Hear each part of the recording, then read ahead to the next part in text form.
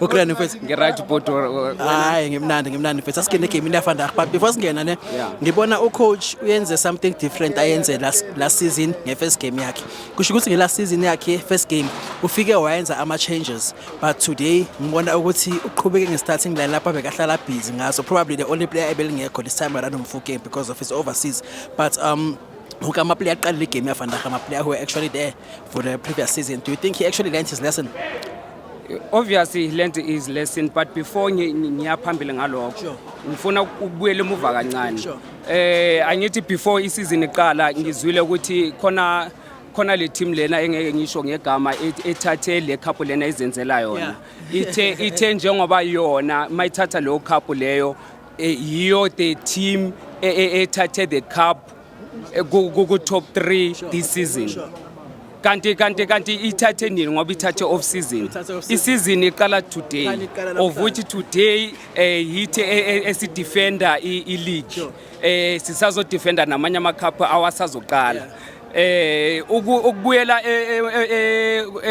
kulento question yakho. Ucoach wethu uwenza into esimpulu. Obvious ufundile ukuthi ukwenze njani.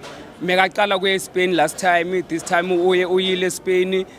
Futhi ungabona na the way achange abadlali ngakhona. Last time mega change full lineup uyabo. This time around first game uyenze kanjalo, second game wa change after not immediately after first half kodwa seqalile. The last game wafaka i-starting lineup yakhe. So into futhi aqale ngayo manje of which akukabi the main starting lineup usanga change lapho nalapho usafunda ubonile ukuthi khona abantu abangene second half angaqala ngabo in the next match yabo. So right now ucoach wethu ucomfortable ku Orlando Pirates, so sisithatha yonke into. Orlando Pirates mfethu this season, who is the player to watch? Abantu mele bagade bani ngokuthi ubona ngathi uzoshayana this season Orlando Pirates.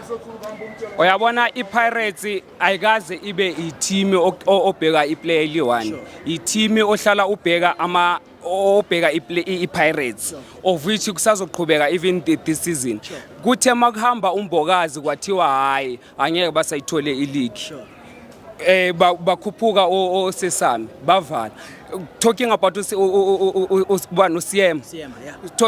about Siema, abantu beChiefs babe ne question ukuthi uyithola kanjani i-defender of the season. Bathi bakhona abanye ababalile. Okay, it is bafundisa ngoba njalo kumele sibafundisa ngithi. Uyithole ngokuthi ukwazile ukudefendela ugoalkeeper wakhe ukuthi abe goalkeeper nama clean sheets amaningi. Nice and simple yabo. Kukhona iplayer ele-Spain. Angithi nabo bayile Spain. Ngibafuna ukubayenzela example ngomuntu oyile Spain. Angithi i-defender le-Spain litholile nayo. Why litholile? Because i-Spain concede only 1 goal. Bamaze ngalelo langa sonke simaze ngalelo langa. Why? Ukwazile ukudefenda ugoalkeeper wakhe.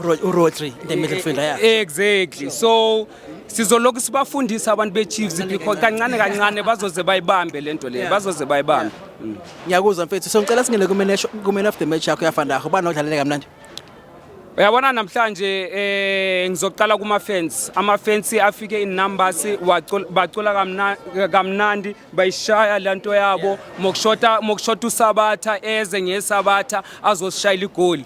Kodwa ke akwenzakalanga. Going to the players abadlalile phakathi Siphocheni ukhiphe i-clean sheet is a man of the match. Ama-defenders abayenze ukuthi uChain akhiphe i-clean sheet, they are the man of the match. Midfield eyenze ukuthi iPirates pushe ishama goal, they are men of the match. Abantu abashama goal, they are men of the match. Orlando Pirates is the man of the match today. Ngiyakuzwa mfethu. Ngicela ukukubuza my last question question ebengiyibuze umember oqeda ukudlula khona manje ukuthi abantu they are saying ukuthi for Orlando Pirates to actually maintain the league and go for a CAF Champions League, they need to sacrifice these other trophies like Nedbank Cup, Carling or MTN8. Is that true? I-Pirates ayifani ne-Sundowns. I-Sundowns only take one cup. Siyayazi, i-Sundowns only take one cup. It was proven all along. Na last season before season phela ngize ngasho on this show ukuthi i-Sundowns it must choose ukuthi ifuna i-league or i-CAF. So yahluleka ku league yathatha i-CAF. So Tina, we are not Sundowns. Sure. Tina this season sifuna ukuthatha kwasani. I-triple into engaqali last season. Sure. We are the only team in South Africa ethathe triple 3 times. So this time our goal ukuthatha 4 pool. Chairman of the Mzayoni branch, Cela Sivale, PSL Pirates, please subscribe. Thank you.